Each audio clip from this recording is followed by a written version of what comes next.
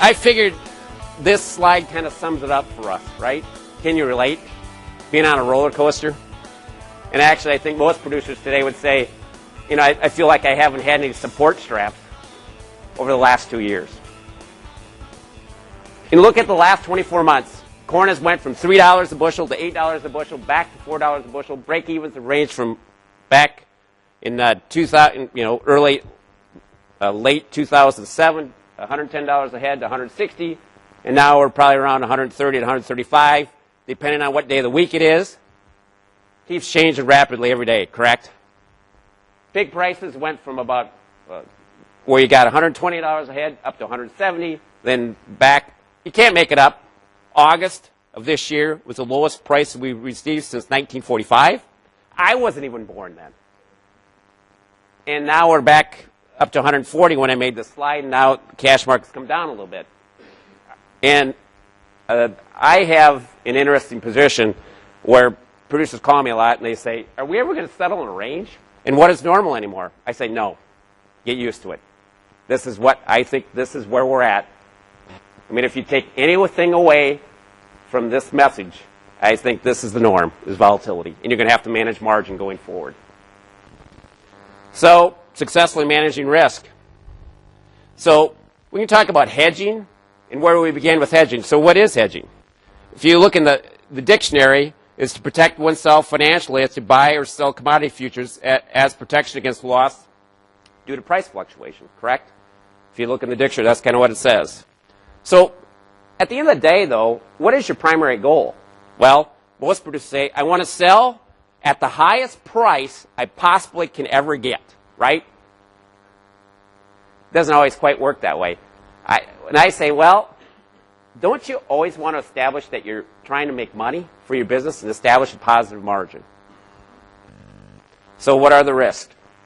And the one thing that I talk about now, and actually had people from CIH hedging out of Chicago, what they've kind of talked about even with their clients, and I think I don't care which broker you work with, but I think you need to start having a mission and a goal statement for your organization on goals, and you're going to stick to them and not change your philosophy. And I think putting it in writing and maybe signing it, and also, you know, by the way, maybe telling your wife as well. I think actually women might be better risk managers than men. Because talking to my wife, you know, she made the brilliant move. She said, you know what? You need to take the money out of the stock market in the middle of 2008. She said, this thing is getting ugly. I said, okay, if I don't do this and the market tanks, I'm going to be in deep trouble. I said, you know, that's probably wise to say that. She looks brilliant. Little did she know, though, that I went back in 2009, and I look smart this time. But I did tell her after the fact. But the thing is whether you're managing a 401k or you're managing your margin on your farming operation, I think you need to sit down and have goals on what type of returns that you should expect for your operation and when you start executing on risk management. I think a lot of people still have the mindset, well, I want to hit the top of the market. I want to hit the top of the market. I had certain people that said, you know what, June hogs get to $78, $79, I'm going to lock in. Well, one day they went to $79.90, then they went to $80, and they said, well, you know, I talked to people last week, June hogs went to $82.40, then they're waiting for 90 cents. You have to establish set parameters on when you're going to execute those strategies, and you got to live by them. So what is your goal? Can it be a hedger? Or I think the other thing is you got to ask yourself, is that something I'm even comfortable with on managing margin calls? Because not everybody is comfortable with that. Maybe you're better off doing a forward contract with a packer. There's other forms of risk management. We'll get into that as we go forward. Can you be comfortable being a hedger? And really, the ultimate goal for a farming operation is, I don't care whether you're raising a pig or you're producing milk or you're producing corn and soybeans, is to sustain a sustainable, disciplined strategy to ensure profits and reduce risk. You're in the most riskiest, You know, the lending business has been risky the last couple of years, being in the swine industry. But you have so many factors that can affect your revenue at the end of the day. And you have to have what we have seen in our portfolio is people that have been managed through the last 2 years relatively well. And now they haven't been profitable, but they've managed through where they've minimized risk, minimized their losses. And that's critical. And that takes tough discipline. So you set realistic goals for acceptable rate of return on investment. And I looked at last week, and if you would kind of take a look at your corn, soybeans, and John will talk about the crush margins, locking in feed, and kind of locking your revenue, there was probably a margin on over a 12-month period of in excess of close to $15 a head is what I was seeing on average. Well, if I take a look at a $15 per head profit, and I look at that, and in terms of rate of return on investment, you really return on that investment twice a year because you turn your hog facilities twice. It's pretty close to 20% return on your money. Now, if you could tell me in my 401k, and if I could lock and load and guarantee that I could guarantee myself a 20% return, all I do is stay alive, I'm all in. But there's a reason why I'm doing what I'm doing. There's a reason why you're doing what you're doing. But I think going back to that previous slide, is establishing a goal of saying, you know what, these are what are acceptable to me. And I can tell you from a capital perspective on getting access to capital, those types of things are going to be more critical in order for producers to get capital. It will not be acceptable for producers to say, well, I'm going to ride the market. You better have a very, very, very strong balance sheet. And I don't know people that have very strong balance sheets today. It's about managing risk. So where do we start? You know, I think the first thing is you got to locate a trustworthy marketing advisor. And it's someone that you have to be comfortable with, that you can have this confidence in. I think that's absolutely critical. Also, be honest with yourself and determine your all-in cost of production. That is not a time to be trying to hide your costs. Because at the end of the day, you're going to find out what your costs are. So it's being honest and truthful what your all-in cost of production is. This isn't liar's poker. This is your business. So what is your all-in cost of production? And separate your corn and soybean meal costs from your overall cost of production. And have a good handle on that. Really, your big variables when you look at it, production is corn and meal, and now it's probably distillers in that equation as well. So what's next? Your goal is to really manage the margin or crush. And John, I'm probably stealing a little bit of your thunder, but maybe kind of compounding what I think producers need to do. Is really the crush is the lean hog price minus the corn and soybean meal cost minus all other costs. That is really what we talk about is what the margin is at the end of the day. Simple view of the world. You know, how many producers here raise a lot of their own corn for their operation? Raise your hands. So you've got a lot of the risk equation out of that. If you looked in the last couple of years, and I'm not trying to beat anybody up, but the market has given you opportunities. If you raise a lot of your own crops, you should have been profitable because there's been margin opportunities there. Because you have your costs, you really have a lot of your costs already locked up.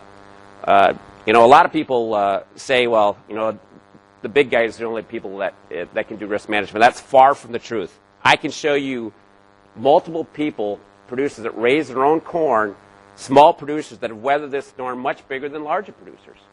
But again, it's about functioning and understanding your costs and executing and having a disciplined strategy on managing your margin at the end of the day. And I'm not near smart enough, and nor do I know anybody that's smart enough to predict prices, to hit the high or the low on corn, because that's the other thing that you want, correct? If you're a buyer of products, if you're a buyer of corn, you always want to have $90 hogs and $2 corn, right? Because then you'd make so much money you wouldn't know what to do with it all. You wouldn't need me, correct? I mean, I talked to a producer on last week And June Hoggs, he was telling me he could make $40 a head. And I'm going, that sounds pretty good. You know, again, it's your decision. But you have to establish, you know, and if I could have told him a year ago if you could make $40 a head, we would have done it. But then when it's there, are you willing to do it? I'm not going to tell you to do it. It's your decision. Then the other thing is information. We are in a global marketplace, and I think that's where I see volatility in the future. This industry is clearly dependent on exports. You know, the month of November, I think we exported 19% of our product. And I think as the market continues to be, you know, more of a global marketplace, I think information is going to be critical. And you have to understand that. So it's only as good as the source. You know, if you're getting everything from me, that might not be the best source, by the way. I'm just kidding. It's old by the time you get it. I mean, if you look at Friday, we had the cold storage report. Very positive for all proteins. What did the market do? Everybody's kind of going, what the heck is going on, right? So was it built in the market? So again, it's old by the time you get it. It's often filled with somebody else's bias because, you know, a lot of people say, well, you know, John Lawrence said this, Steve Meyer said this. Thank you. You know, somebody else said something else. So there's always bias in those opinions. So, I mean, I think that's also part of the thing you have to think about. It's often an overreaction to outside forces. It's only but I think the thing that I want you to keep focusing on, it's only relevant in context of the crush. Got it. Thank you. Having said that, though, information is important. I mean, I think it's critical on people's success. Our goal at AgStar is, you know, we try to provide as much information as we possibly can to allow our producers to make better decisions than the people that aren't working with us at the end of the day. That's how it works.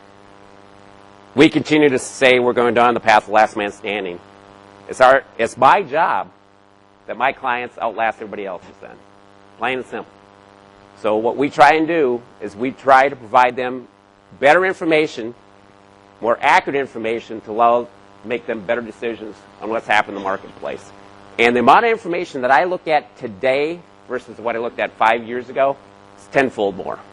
Matt, I sleep less because I'm getting older. I think as the older you get, the less you sleep. I don't know why that is.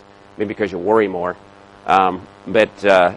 You know, the amount of information I go through today versus what I did 5 years ago, it's tremendously more.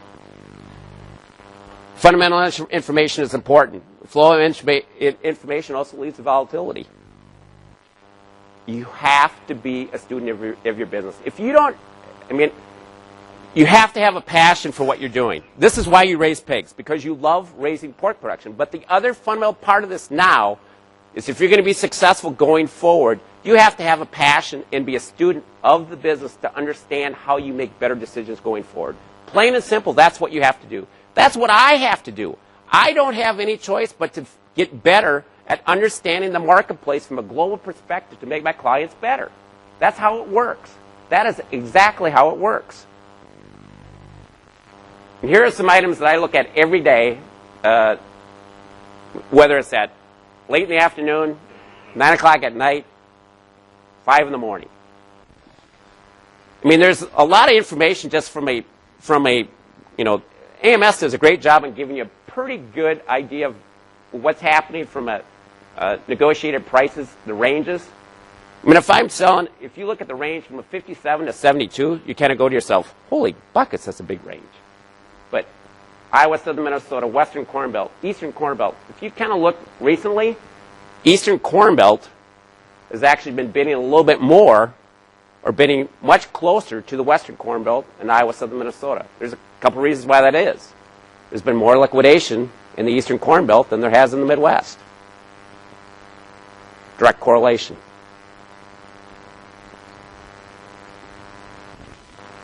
The other thing, too, is to look at cutout. And actually, the 500 report, to me, is I know it's voluntary, but you still have to look at it. We had cutout on Thursday. I think we were at $78. We're at $72. If you look at the 5-day trend, it's been amazing, the volatility.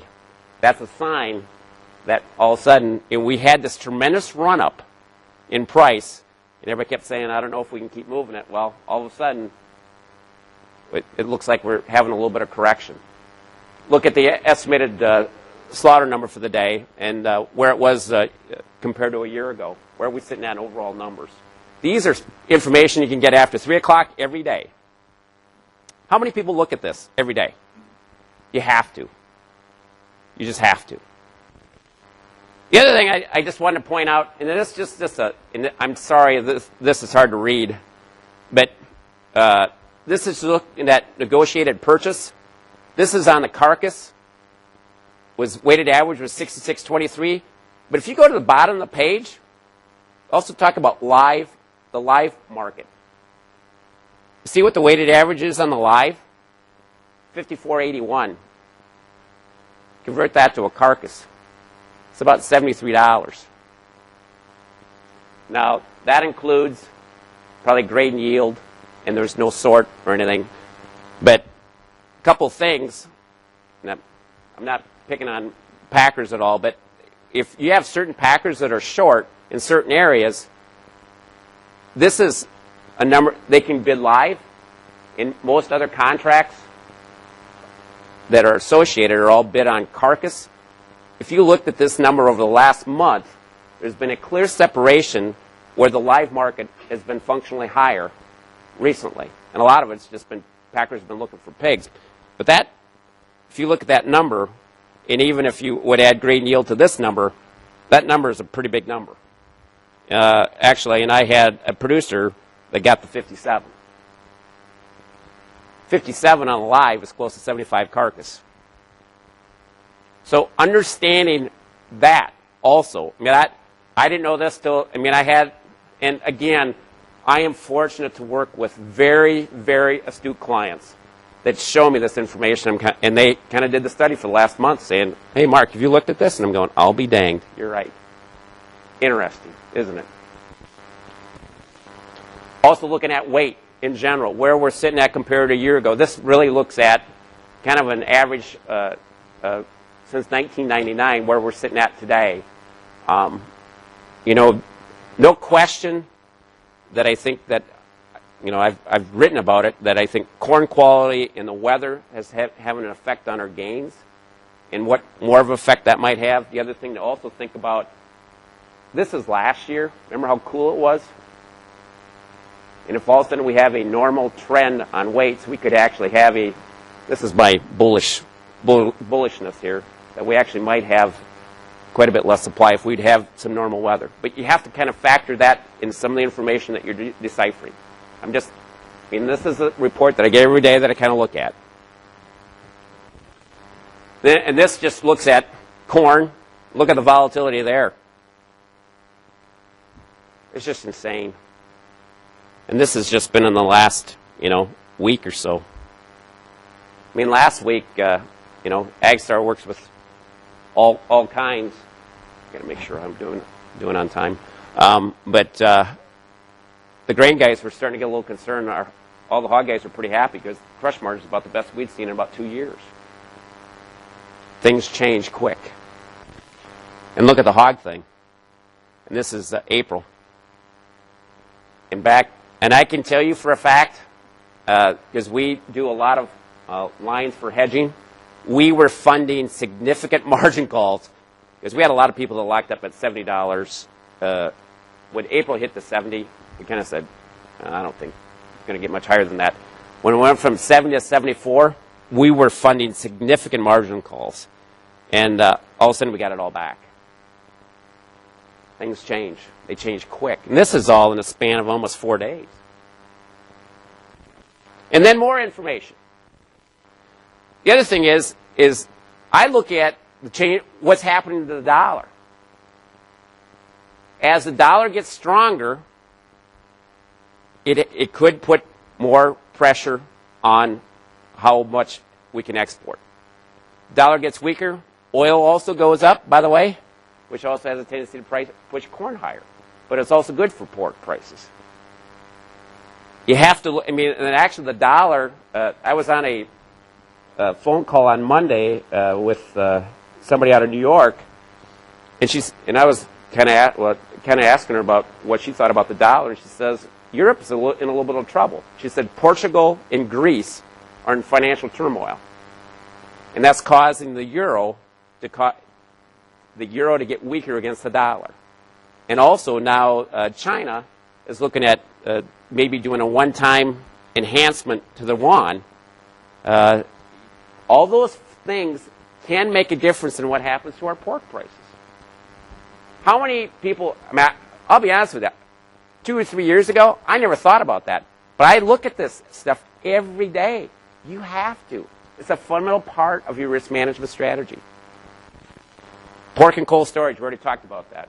I mean, it's amazing to me. The report, I think, came out at 3 o'clock. I got like 3 reports all at once. And it's tremendous the amount of information you get really quick.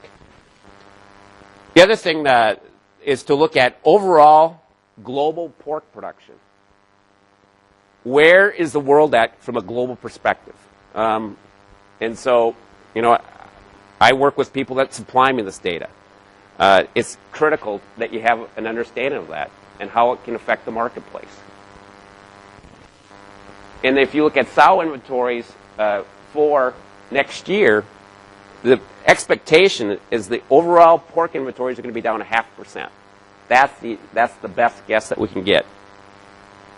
If you go back to the previous one, look at China. I mean, I'm sorry, but China, at the end of the day, if we are looking at them being our savior on exports, long term, they want to feed their own people. And it's going to be a very tough trade partner at the end of the day. When we have it, celebrate the success, but don't be reliant on it at the end of the day. They are clearly trying to feed their own people. And this is looking at pork production total from a global perspective is actually going to be up 1.6% versus last year. I know that we're contracting our industry, but from a global perspective, a lot of our trade partners, one of them being Russia, another one being China, they are trying to feed their own people. Where we've seen significant growth in our exports, Mexico reduced their overall pork production. They've been a great source for us on exporting a lot of our product. So let's not get caught up in a euphoria that, everybody's going to be buying U.S. pork. And the other thing that you have to understand is if you're relying on exports, you have to have open market access to get into those. And I think I'll get to that in a minute. Russia right now is pretty much, Gary, I think they've banned, even on pork, almost most of the pork production as well, correct? And they've also, on broilers, they've literally stopped bringing U.S. poultry into Russia. And that is a key item.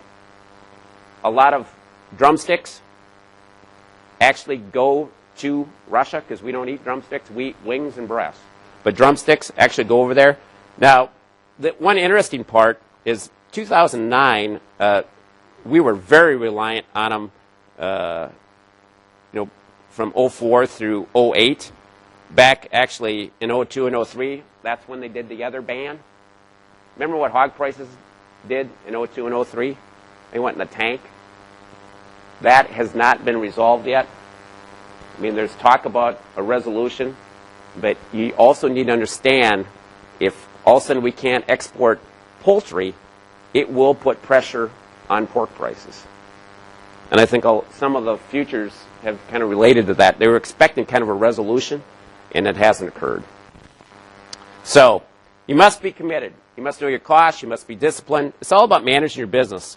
In looking at our portfolio, here's some traits of producers that have weathered the storm the last 2 years. We still have people that have adequate working capital, which is cash.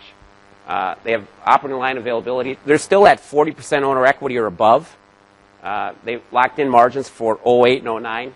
Sometimes they minimize losses. It takes absolute courage to do that. I mean, all of a sudden, instead of, you're locking in a $5 to $10 per head loss versus, thinking that, if this market turns around, I'm going to miss out on that opportunity. That takes real courage. But that was really critical in the last couple of years. The other thing that I've seen is more and more people are dedicating resources in this area, and I think you have to. I also think it's very important. You've got to have lenders that understand risk management. If they don't, then you got to get them to get there. You don't have a choice. And the other thing that we've done is probably have hedge lines and operating lines both. Financial reporting is very good. Monthly accrual statements. The thing that I want to share is if you're a small producer, the biggest weakness I see for a small producer is this. And it's an essential must for small producers to up their game on financial reporting. If you have 1,200 sows, you're selling 24,000 pigs a year, you're running a $3 million business. You can go to any small manufacturing company in the Midwest, and they're going to have a controller that's going to have very good financial reporting. It is an absolute must. Small producers that raise their own corn can be as competitive as anybody in the marketplace, but if you don't have numbers that allow you to make good decisions, you can't compete. You just can't. You've got to have the numbers. You've got to have the numbers. In order to get access to capital from us, I get very impatient when people can't give me the numbers because I can't help them. The last thing that we ever want to do is put people out of business. But if you can't provide me good information that allows you to make good decisions and make me understand your business, I can't help you. Plain and simple. Dedicate the resources to get yourself there. You have to. You have no choice. And the other thing I look at is I'm on my soapbox, sorry. Monthly cost of inventory. I look at this, it kind of gives me where I see break-even costs going forward. And really it's like a manufacturing plant. If you have 2,500 sows, you have probably 25,000, 26,000 pigs on the ground. You'll have an average investment in those pigs in inventory. And I kind of want to know what that number is. It kind of gives me an idea where your costs are at. The other thing that we see is very sophisticated break-even models and forecasted cash flows that show profit and loss and balance sheets effects. If you can't get those resources, call us. We can get you to some people that can help you with those types of things.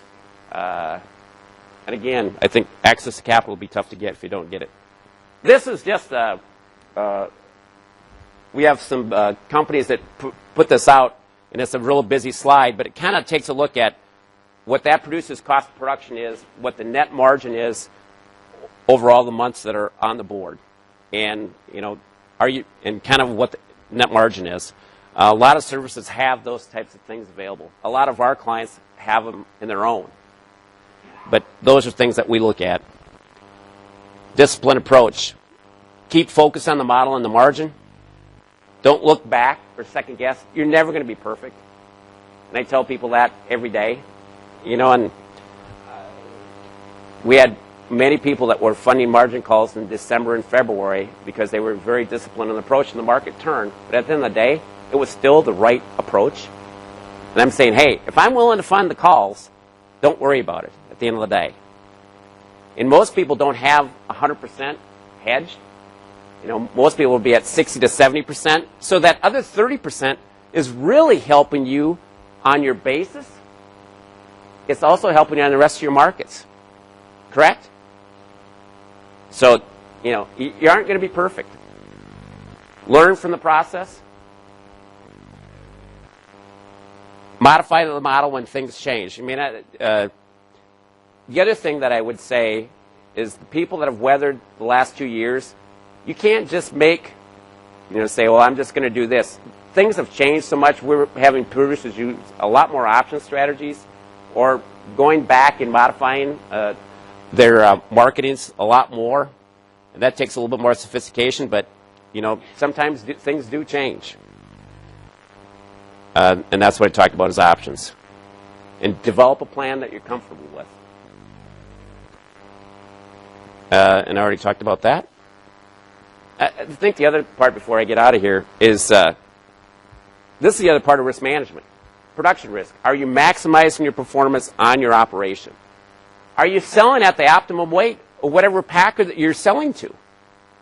I mean, if you're selling the Tyson, you should not be selling at 250. You should be selling at a heavier weight.